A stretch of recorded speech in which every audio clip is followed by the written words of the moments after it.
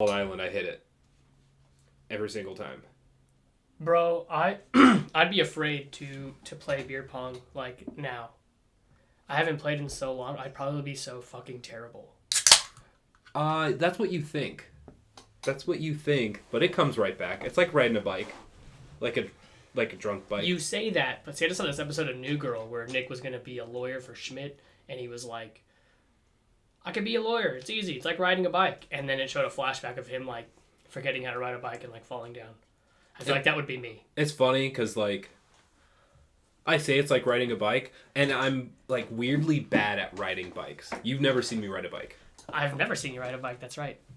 That's accurate. I'm trying to think. I'm racking my brain. I can't find the seat lower thing, so I think we're just gonna sit how I am. It's not even your seat. I know, but I don't. Okay. I don't feel like moving. But yeah.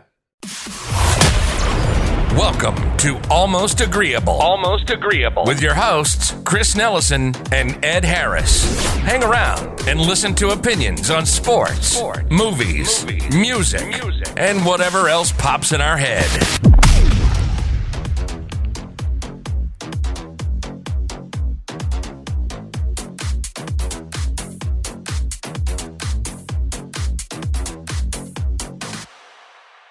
All right, and welcome back to yet another episode of the Almost Agreeable podcast.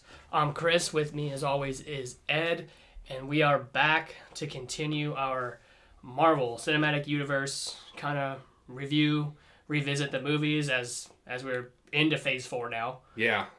A little bit into Phase 4. Yeah, a little bit into Phase 4. I think Phase 4 kicked off with WandaVision. Yeah. So, long way to go before we get to that. Yeah. Because today, we're going to be talking about two movies today. We're going to be talking about, and if you didn't know, we're going in release order. And I'm pretty sure that they went Iron Man 2 directly after Iron Man, and then Thor. So yeah. we'll be discussing Iron Man 2 and Thor today. So it's not like we went through and, did the math and was like, oh, it's going to take us 46 weeks. Because, that's the math right there. But, so it's not like, oh, we're doing this just because we need to... combine some movies or, save time. Yeah, we're doing it more so because, these aren't the big ones. No. Well, when we get to movies like Civil War and Infinity War and pretty much the Avengers movies are getting their own episode. Yeah, each Avengers movie is getting their episode. And then probably each, initial newer hero besides Thor. Right, because Thor... We'll get to Thor. Yeah. Let's jump right into Iron Man 2. Just because, it kind of picks up where we left off in the first Iron Man, right? He's been Iron Man now for a couple of months. This is Tony Stark at his most egotistical in the beginning of Iron Man 2. He is, it starts out with that last interview of the first movie. Mm-hmm. I am Iron Man. Yeah. And then he's just feeling himself. Right, he's just being a pompous ass on Capitol Hill. Yeah. And... it's funny. It is funny. It's so Tony. It's very Tony Stark. And the crazy thing to me was in that Senate hearing. So, if you put yourself, watching the movie, he's in there because they want his technology, right? The United States military, the government, they want the Iron Man technology. He ain't giving it to them. The Iron Man weapon. Right. As they call it. They're calling it a weapon. As he calls it, a high-tech prosthesis. Yes. Very good. And the congressman, or is he a senator... Senator, yes. Senator that's grilling him, that's asking him questions. He looks like he's melting. Yeah. Yeah. Gary Shandling. That guy. He is this, and okay, so before we get started, I didn't think we said this last week, but spoilers abound. Oh yeah, spoilers for a 10-year-old movie. Yeah. Well, to be real, last week when we were doing Iron Man, I definitely talked about some results of Endgame. Oh. Yeah. So it's been 2 years. If you haven't seen the entire series, don't listen to this any further. Back to the senator. Senator that's fucking grilling him, he's Hydra. Yep. We don't know yet, but he is. We find that out. That's that limey bastard. That son of a bitch. He's Hydra. And it's just crazy to think about all the other things that are happening. But when this movie was made, we had no idea. Yeah. It's just a guy he is just doing his job as a senator. Hey, we want this weapon for war. War. To kill.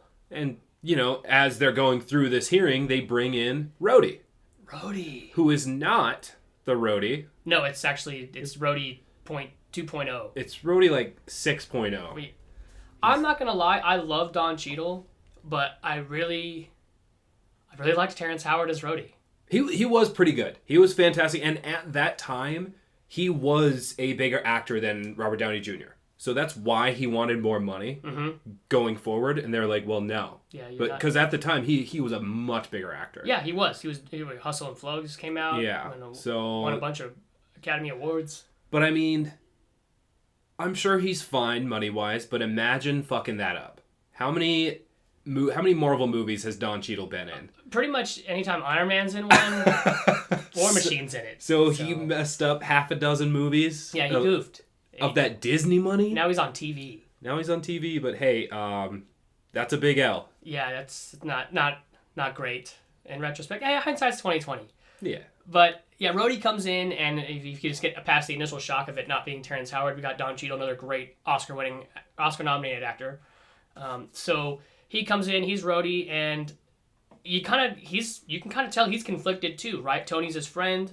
He wants Tony to, have his technology and do whatever he's doing and beat Tony, but also he is a lieutenant colonel in the United States military, like in the Air Force. Yeah.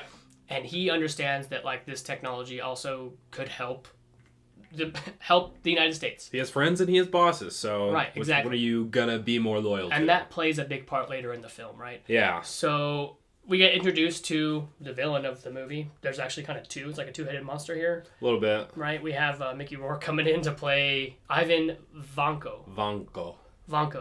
What do you think about him as this character, Mickey Rourke? Like, do you think he did a good job?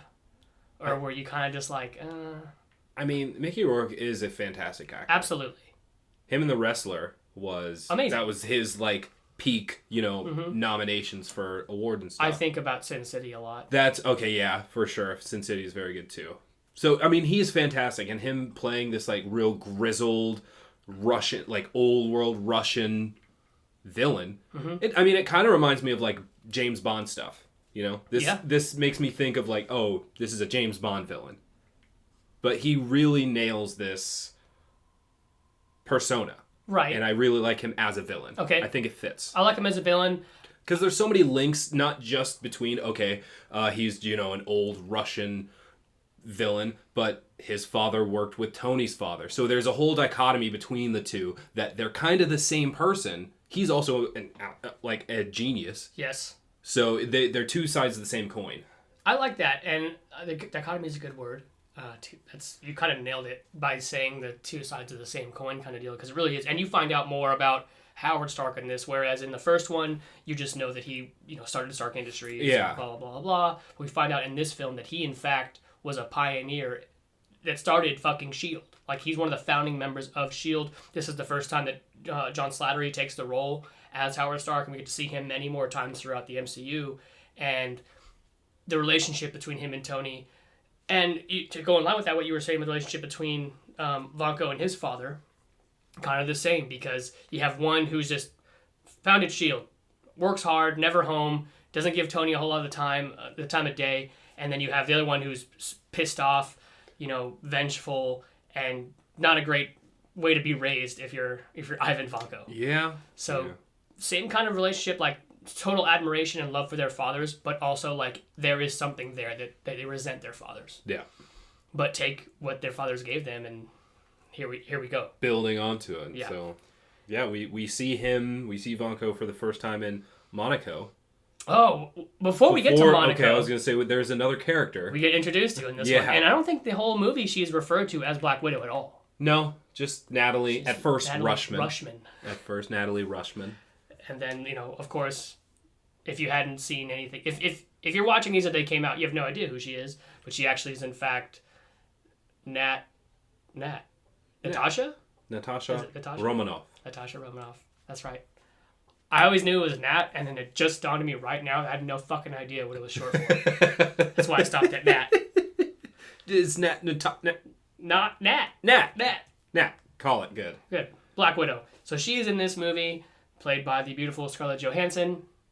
And my favorite line in this movie is as Tony is signing over his company to Pepper, right. She comes in to do that, to take care of all that. She's like a notary. Exactly. So she comes in, gets all signatures from everybody, and then as she's leaving, Tony's like, I want one. She's like, no. Before that, she's like, that is a potential very expensive sexual harassment lawsuit. Yes. That's what that is. I picked all that up. Like, that was the initial feeling I was getting. I was like, Tony, shut your mouth. Like, I know this is like, what, 2010? Yeah. Yeah, no, not in 2021. He's like, I want one. You can't say anything like that at all. Yeah. No. So, fantastic. So, she's infiltrating, right? Obviously, she's working for S.H.I.E.L.D. We get crazy because if you didn't stick around for the post-credits scene in Iron Man, you don't know who the fuck Samuel Jackson is. But he is in this movie later. We'll get there, but obviously we talked about S.H.I.E.L.D. So, something we need to point out, too, moving on, is that he's dying. Tony is slowly dying in this movie. Palladium in the chest. Right, it's just poisoning him. And he knows his time is limited. So it kind of takes him off the rails a little bit, right? He signs over the company to Pepper, so she is now the CEO of Stark Industries. And then he's just down in that fucking basement of his, getting drunk, building stuff, not giving a fuck really, right? And then we get to Monaco, where he decides he's going to race to the chagrin of everybody in his camp, right? And that's after this, like, very small scene that I've known about forever, but not most because he didn't become, as big as the celebrity as he is. He's always been a huge businessman. But the first part of the scene in Monaco, Tony's going around talking to everybody, and Elon Musk is there. He is. So I had seen that initially, and I was like, oh, okay, yeah, that's Elon Musk. And then as he got bigger and bigger, like, yeah, that's Elon Musk, like Tesla. Elon Musk. Yes. So he was in Iron Man 2. And this is circa 2010, 2011. Yeah. Something around there. So Teslas were around, but nowhere near what they are today. Well, he wasn't doing SpaceX things yet either. Yeah. So, wow. Yeah, I remember that because she was like, hi, Elon. And I was like, is that Elon Musk? No, it's the other Elon that we all know I don't about. know any other Elon, so pretty much narrowed it down immediately. But, so he goes to race, and that's where we get the first confrontation between Ivan and Tony, and he fucks him up. Like, initially, I mean, he's just got these whip things. I don't know what the fuck. He's using the same arc technology that Tony said that wasn't possible to achieve for another 5 to 10 years. It's badass. Yeah, it is badass. And Tony eventually kind of defeats him, in a sense, but not before the world has seen that here's the technology duplicated, and it can be used to, essentially, if you didn't have the last minute save of your suit, you were toast, Tony. Yeah. You were toast. He was done. It's just hats off to Happy for driving the rolls the wrong way on a racetrack. Yeah. That's a ballsy move. Yeah. I love Happy. So we see now that the other villain that we're introduced to, Justin Hammer, the CEO of Hammer Weapons. Hammer Industries. Hammer Weapons, whatever. Whatever. Yeah, just a rival of Stark Industries as far as wanting to be, the main contract the government has as far as weapons supplying. And he gets in league with Ivan, and we get this kind of pretentious relationship a little bit because you know that Ivan's not going to do what Justin Hammer wants him to, but you know that Justin Hammer is just he's so blinded by his wanting to overtake Tony. Yeah. So that's I love Sam Rockwell, by the way. Always loved him. He's a great actor. He's in everything. He is, and he's amazing. He's in a bunch of shit. I want to see him in more things. Forever. And in every movie I've seen him in, he does a little dance. He dances a lot. He has little shimmies. He does. He's going around. I like it. The first time I ever saw him was in Green Mile, right? He played Wild Bill. I can't remember specifically like a first time that I've seen him. But he's just a treat. He is a treat. Always a treat. I wish his character could have stuck around through more, like been there, but no use for him moving on after this because he is in this movie the minor villain, obviously. Yeah. Ivan is the main guy, and so without taking too much more time, we have to get into like kind of how Tony allows the technology to get to the government, right? He's all drunk and shit, and he has a fight with Rhodey. Because he's being an asshole. He's being the worst. He's being an asshole. He's being like that drunk guy that's at your house. You're like, all right, man, party's over. Like, you got to go. And then he's just like, I'm fucking leaving. Well, he's the guy who's way more drunk than everybody else. Yeah. And it's just like, oh, not the time. Yeah, no. I mean, in his defense, he is dying. He doesn't know how to save his own life. Like, he's going out on his last birthday. Yeah, he thinks he's going to have. He's sure he's going to die. So he's like, here you go, Pepper. Here's my company. Here, I'm just going to fucking blow shit up in the Iron Man suit. Hey, throw it up in the air. Pop, pop, pop. Didn't like that at all. I'll blow it up. Yeah. Whatever. So Rhodey puts on a suit, which is awesome because we get War Machine eventually. But he says the thing too. He says, "You want to be a war machine?" He does say it. He says the thing. And then he leaves. He leaves with the suit, takes it to the government, and they retrofit it with a bunch of hammer weapons. And they're kind of baller. That suit's kind of baller. It's pretty sick. Yeah. It's pretty sick. And then you could tell Rhodey's having, like, conflicted about it. And we get to the expo, which is the climax of the film, and then, you know, Vanko's plan kind of comes to fruition. He's programmed all the bots, the robots, the drones, to kill Tony. Yeah. And he's also overridden the War Machine suit to also kill Tony. And with help from Happy and Black Widow, they are able to get control back of that. They fight back. It's an awesome little scene at the end there. I like the action. But it's just more and more fucking shit that the Avengers have caused as far as, like, damage and shit. Yes. Every time I watch a movie, I'm like, this is why there's a Sokovia Accord. Yeah, as advancements happen, more and more destruction happens. Mm-hmm. So as you get bigger, you attract bigger villains. Right. So, I mean, Tony, like, just a important piece before this final battle. You're right. I totally glossed over this. He makes a new element. Yeah, he creates a new element that he got, like, building blocks from his father. His father was limited by the technology in his time. Yeah, a beautiful little video where he talks to him. Yeah. It's like a moment where Tony's like, "Oh fuck, I love you, Dad. I'm gonna do this." He's like, "Oh shit, my dad cared about me, but I never knew this because I was a little shit too." I imagine Tony was a little shit when he was young. Yeah. So he creates a brand new element that is way better than dying from palladium in the chest. Right, and he switches it out, and he's good to go now. But what does he use to level the last piece for his mini Hadron Collider? It looked like the Hadron Collider. It looked like the Captain America shield. Yeah, a little bit. Yeah, you could tell Coulson was like, "Hey, you know what this is?" Yeah. He was like, "Oh, yeah. Yeah, Give me that. I just need to stack it." And one little piece as well in that scene is Coulson is watching over him at that point, making sure he's on house arrest, quote unquote, basically, so that he can work on this. And then he's like, "Well, I'm leaving. I've been reassigned to New Mexico." New Mexico. Right. He's like, "Oh, okay." He's like, "Yeah, I have more pressing issues in New Mexico." And we're like, "Wait, what the fuck? What is more pressing than more like pressing? An arc reactor whiplash?" Yeah. And it's great because we do get that tied up in the post-credits. Yeah, he goes in Mexico, and then we fast forward to what I was talking about as far as the climax at the end, and together, Tony and Rhodey are able to defeat Vanko, and then essentially, I mean, Nick Fury presents Tony with the Avengers Initiative and says, "You ain't in." Yeah. Iron Man a go. Tony Stark, no. not recommended. No. He's like, wait, whoa. How can you have me but not me? This doesn't make any kind of sense. But it does. But it makes perfect sense. It does. Tony's just too much of a Tony. I mean, obviously, you know going forward that that's not going to be the case. But humans are unpredictable. That's why Ivan said it best. Drone better. He did say that. He said the drones are better. Humans are unpredictable. Yeah. He said drone better. Drone better. So, anything before we get to the post-credits you wanted to mention as far as... I mean, I liked the movie. It was good. It was a good sequel. You just kind of forget about it because everything that happens afterward. Yeah. Like, on a rewatch, I was thrilled. I was enjoying it. I had a good time watching it. And I forgot how good it was. I don't know if there's anything specific.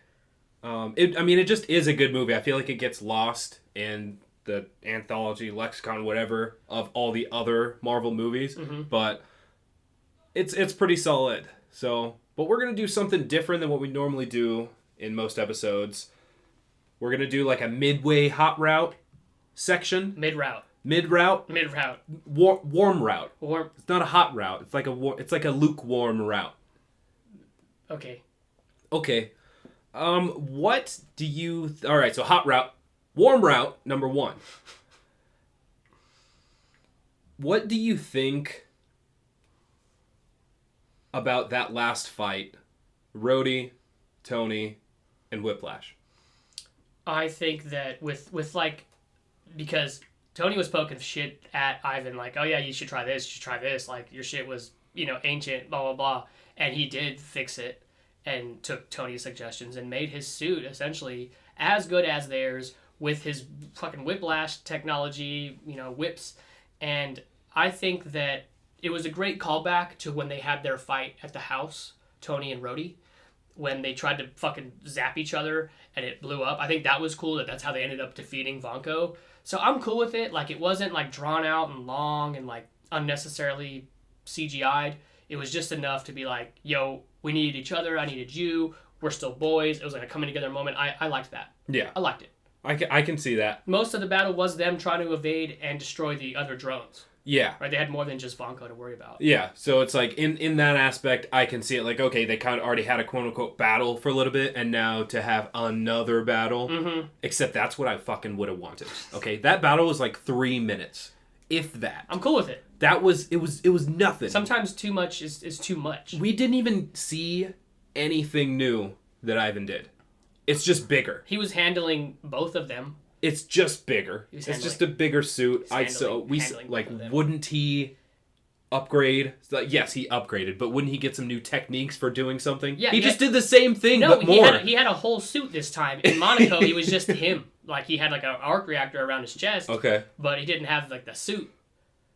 I wanted more. He could have been way cooler. Yeah. Okay. He was already really fucking cool. But like, if that battle scene was a little bit more, not even drawn out, just extended, I think it could have been a great villain. I'm okay with it. As opposed to just a good one. He's a good one. It's okay. They fight better villains moving forward. It's fine. Yeah, they do. It's fine. Is that all you got for No. Oh, you have another one? So, I know we talked about the roadies. Which one would you rather, like, thinking if Terrence Howard did continue, what would be a moment that you think he would shine in, as opposed to Don Cheadle in the future movies? It's hard for me to do that, because there's some shit that Don Cheadle says that are, like, super cringy, but also it would sound cringy if Terrence Howard said it too. Like, it's just cringy dialogue from him. Yeah. And I don't know. Like, I could see him being real funny when they're, like, in Endgame and they're on Morag and he's like, so he's an idiot. Yeah. Yeah. Like, I could roll with that. Just some of the quick things, like, because Terrence Howard, that smooth-ass voice, man. It's like, what do you know what's running through my veins right now? Cheese Whiz? Yep. I can see, Terrence Howard with the one-liners. Like, I could see that. They each have their different delivery. But I love Don Cheadle, so. Yeah. I mean, he's just been around and done so much for so long. Love that guy. Oh, yeah. All right. Well, I think that takes us to the post-credit scene, which ties directly into Thor. Yeah. Right? Post-credit scene of Iron Man 2. Coulson is in Mexico. And there's a hammer. A hammer? A hammer. Did you know what that hammer was? When I saw it? Yes. Yes. Okay. Yeah, I knew. Immediately, I was like, "Oh, we're getting a Thor movie." Like, oh shit. Because, like, now, we've seen Iron Man, and then, you watch the end credits of Iron Man, you hear Avengers Initiative. Mm-hmm. So even if you don't know about it at all, you've had Iron Man 1 and now 2. Teasing at it. Exactly. So now we kind of, and that's awesome because Thor comes out next. Yeah. In release order. And so when Thor comes out, the thing I like about this movie is it's not so much like Thor fighting, like, the Thor that we want to see. Like, when you think of Thor, like, half the movie he doesn't even have his powers. Yeah. Like, it's the beginning of his journey. And so in movies, like, try to do this where it's like an origin story without too much fucking action, but it has to keep you in because it's an action movie. And I think what I love about this movie most is you get to see, like, the little fucker that he was before he got stripped of his powers. You got to see what made him realize he was a little fucker. Yeah. And then he gets to, get his powers back. And, that combined, like him having the hammer and his powers, and then with the humility he has learned by being on Earth, being stripped of all that shit, turns him into, the hero that we go have moving forward. Yeah. And he just not, like, the crazy thing about Thor is he might be one of the most interesting characters in the entire MCU. He's an actual god. Yes. He's a straight up god, and that's one of my favorite things. Like, so that movie kind of reminds me of, like, you know, whenever you play a video game and there's a sequel to that video game, throughout that first game, you gather and gain all of these powers, and then once you play the second one, it kind of does like a reel back, like, well, how are we supposed to get this guy back down to normalcy so that new players can kind of come in and understand different things. Like, we can't have you going into the second game being just OG. Fucking powerful as fuck. Yeah. So this is kind of what it shows. It shows him being a god, and it's not like, oh, hey, you just lost your powers. Oops. Now you got to build it back up. The first whole part of the movie, like you said, is him being a little shithead and just wanting to battle everybody. Mm-hmm. He's trying to battle everybody, and he gets into it with the Frost Giants. I mean, let's just say that hammer is so badass when he's fucking Frost Giants up, dude. Just shattering Frost Giants. Fucking them up. And then we have these side characters in the beginning there. One mainly we want to look at is Loki. Loki is his brother. His brother. At this point, he's just his brother. So, I mean, just to kind of see how he was, like, I remember watching it over again after everything that we've seen, and just being like, God, he was the worst. Yeah. He was the worst. And Anthony Hopkins as Odin is just such a great casting. He's a force. You bring in someone with the clout that he has as an actor. Sir Anthony Hopkins comes in, and like, it's like the perfect person, like the Sean Connerys and the Anthony Hopkinses of the world. You bring them in to play a role like this with authority, and it just plays like perfect. And I love that he sticks around, like, you know, plays Odin through the rest of the series. Yeah. And just the power that he commands as, you know, the King of Asgard, it's awesome. And, you know, Rene Russo is his wife, the Queen, Frigga. They got some good peeps. They do, and they just keep going with as we go through these movies. There's just so many castings that are ridiculous. Yeah. It's like Michael Douglas and Ant-Man. Yeah, Michael Douglas and Ant-Man. I mean, Idris Elba is Heimdall in Thor. That's right. So, yeah, they have some great pieces. And then, moving forward, yeah, we see him just being a shithead, trying to fight for the sake of fighting. Right. Because I'm the all-powerful. I want to meet my match. Right, because they ruined his coronation. Exactly. Right. So he's like, well, I'm going to go fucking get him. And then Odin comes and saves them. He does. And tries to, you know, have a truce or have a, you know, at least okay grounds with Laufey, the King of the Frost Giants. Yeah. And he's like, nah, you asked for war, you're going to get war. Which is stupid. It's not smart on his part. No, but it's Thor's fault. And that's the lesson we're learning here is, like, he really fucked up. And this is when Odin is like, you're a fucking rotten child. Like, you're done. Like, I'm banishing you, essentially. You're done. He doesn't say I'm banishing you, like, you know, for a little bit, you're grounded. It's, get the fuck out of here. You're banished. You're banished forever. And it's just a great moment. He gets to Earth, and we get introduced to, like, fine-ass Natalie Portman. And do you mean fine-ass Kat Dennings? I mean, fine-ass cast all around. Okay? So then there's, like, you know, and you have the main scientist there, played by Stellan Skarsgård. Love him. Fine-ass Skarsgård, too. Like, well, let's go with that. I can go with that. That's fine. I love him. And I love a lot of people today. Anyways, he obviously is skeptical, but he starts saying some shit that really gets Jane, Natalie Portman's character, Jane, like, really intrigued. It's kind of like, this dude might be for real, but also, like, he's just a fucking idiot still. Yeah, why can't I remember the doctor's name? Selvig is, I mean, he knows all about Norse mythology, and he hears this guy, like, just dedicating to this, what he thinks is a bit, maybe, or is mentally unstable or drunk or whatever, but he's like imagine being in his shoes and just like, this dude is dedicated to thinking he's Thor, is asking Heimdall to open the Bifrost, and you're just like, we got to get him help. This dude's fucking crazy. Yeah. And I mean, as you progress through that, like, I mean, I don't want to, I just want to talk slightly, just a small amount of time since we don't have a lot, just about the profound effect of all that it had on him to change his character. Obviously, it wasn't until, like, you know, he couldn't pick up his hammer, but everything before that, just like learning how the humans are, how they interact, how to, like, you know, be a person, what Jane's been doing and how great of a person that they all are. He realizes all this. He comes to terms with the fact that he's going to be here forever, and he understands why he was banished. Like, he learns his lesson without the expectation of being able to go back to Asgard. I love that part of it because, like, it's not like, oh yeah, I'm just gonna pretend. Like, he really thought he was done. Loki comes and tells him that Odin died. Father's dead. Right. When really, and then you find out obviously that Loki's behind all of this. Yeah.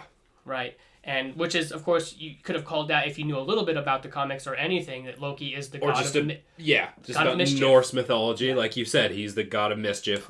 This is just what's gonna happen. Right. It's gonna be Loki, and so just the turn that Thor has. It makes it a little bit more believable.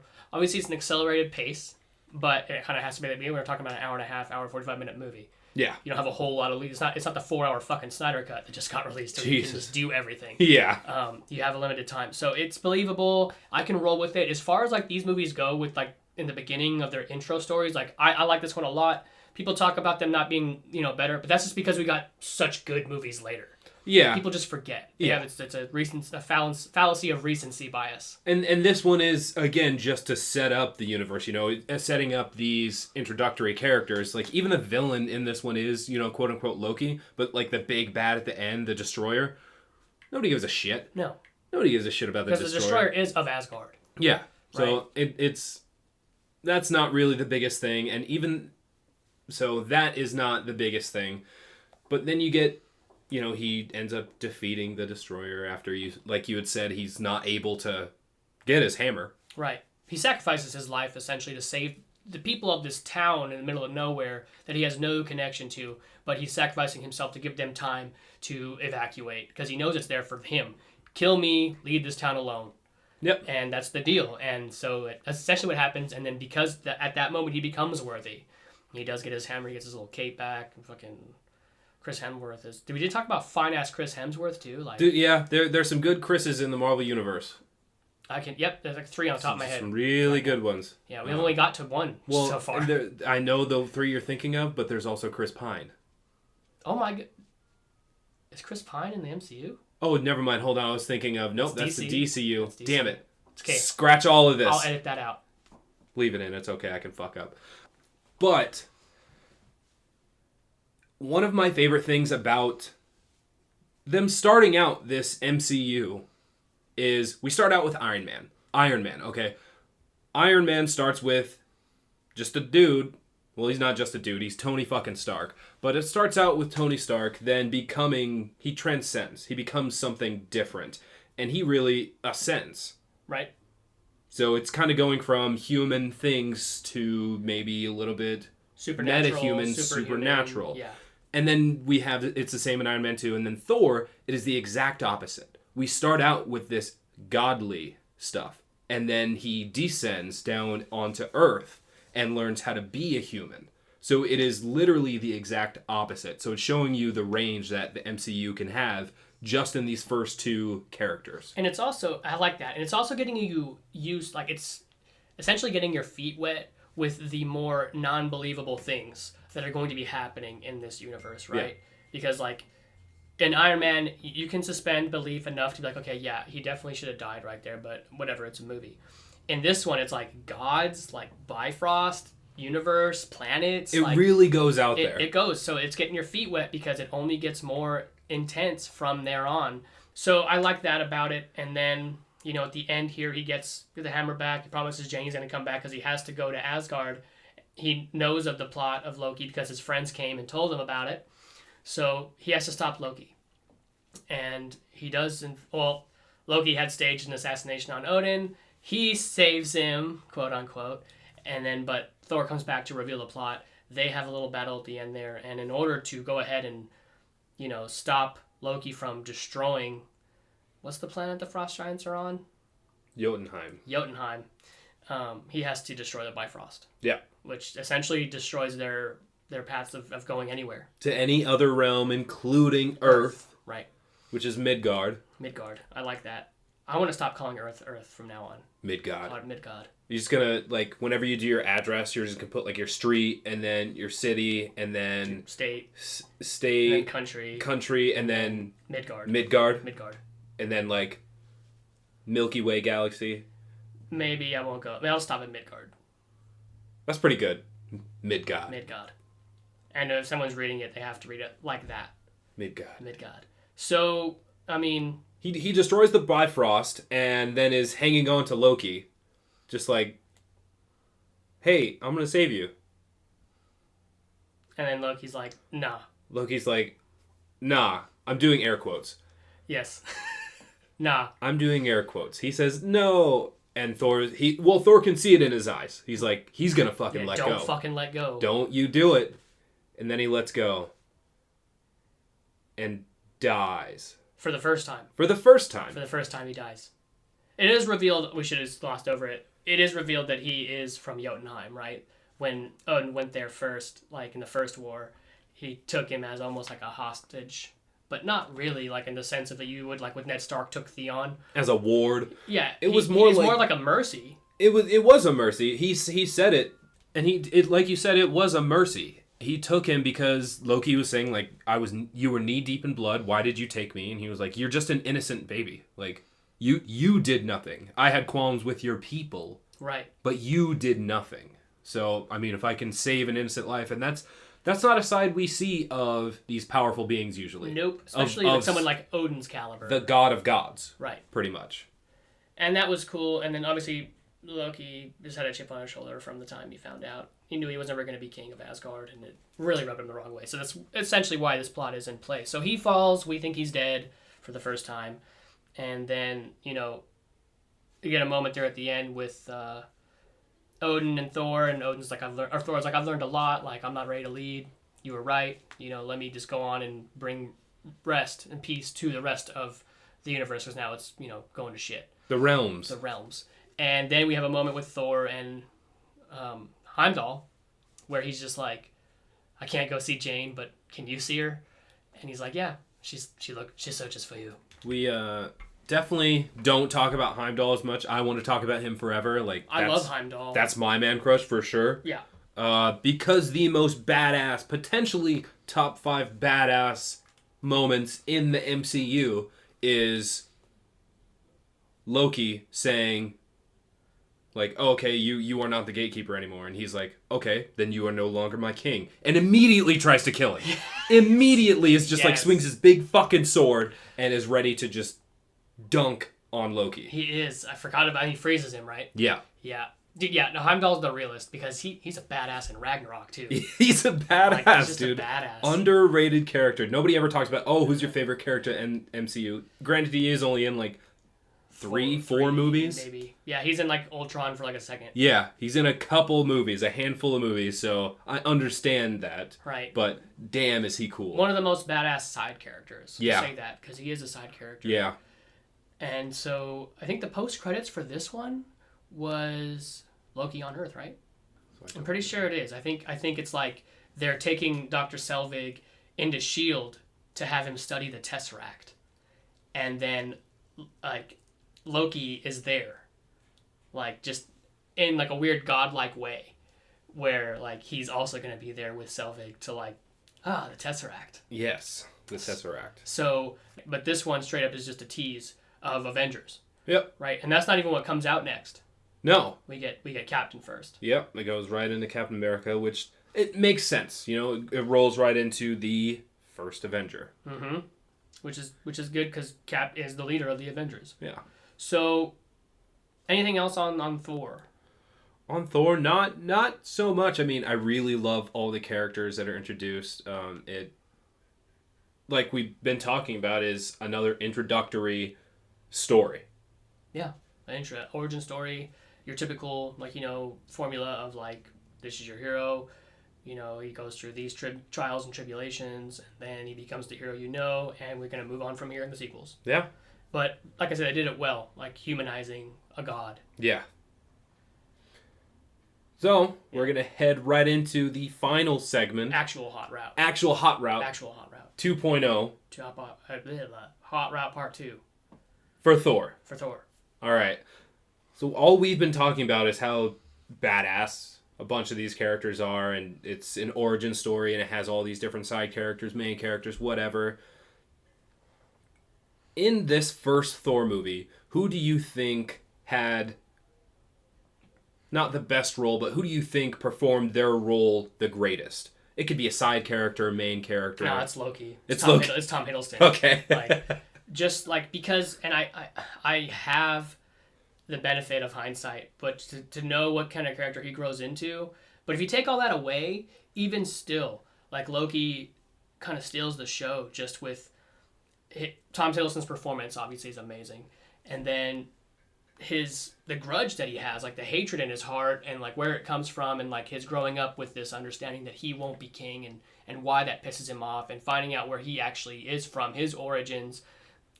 It really kind of, he's absolutely not a villain that I empathize with as much as like Killmonger or even Thanos. He's not evil because he's evil. Right. Which, classic villains, they want to destroy the world. They want to do all this. Right. Because there's a backstory. There's layers to Loki, and I love that. And then we get just so much more Loki. We're getting a fucking series about Loki. Yeah. On Disney Plus here pretty soon. So, I mean, yeah, it's Loki. And Odin. and Odin. Fair enough.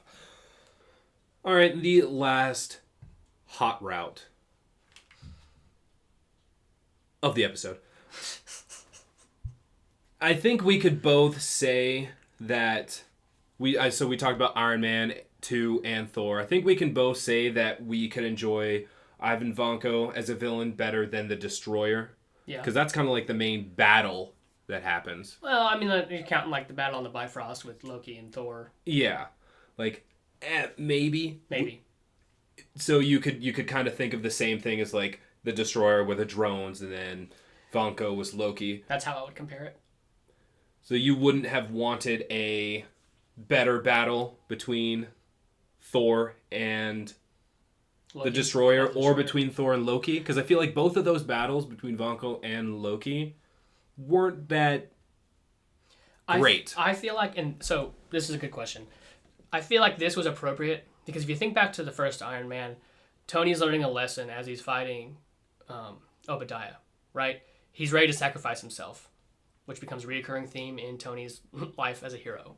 In this movie, you don't need the battle to be a fucking, spectacle or epic, because the lesson that we're trying to get Thor to learn is that the same kind of one I just talked about with Tony.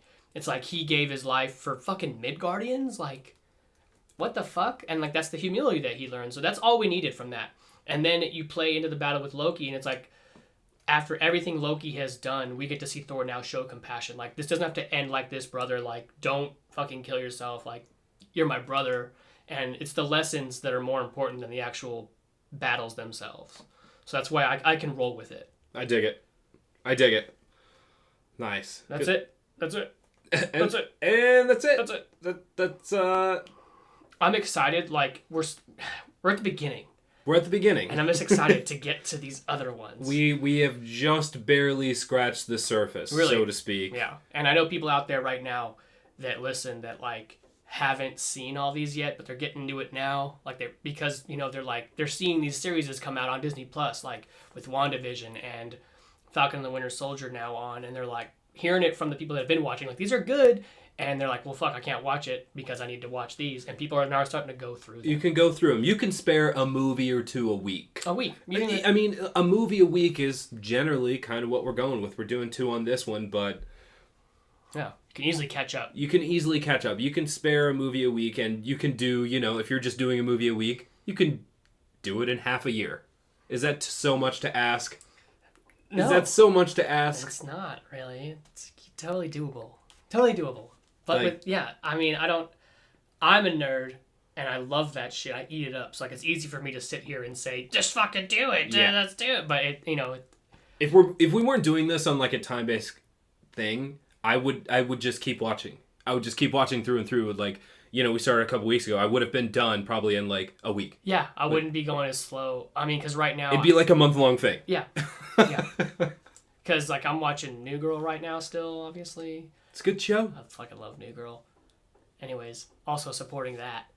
But that is the end of another episode. So we'll be back next week with something. But as always, I'm Chris. I'm Ed. And this has been Almost Agreeable. Well, what do you know? Another episode down. You can catch all new episodes every week on Thursdays. If you enjoyed the podcast, please like, rate, and subscribe. And don't forget to follow us on Facebook, Instagram, and Twitter at Almost Agreeable.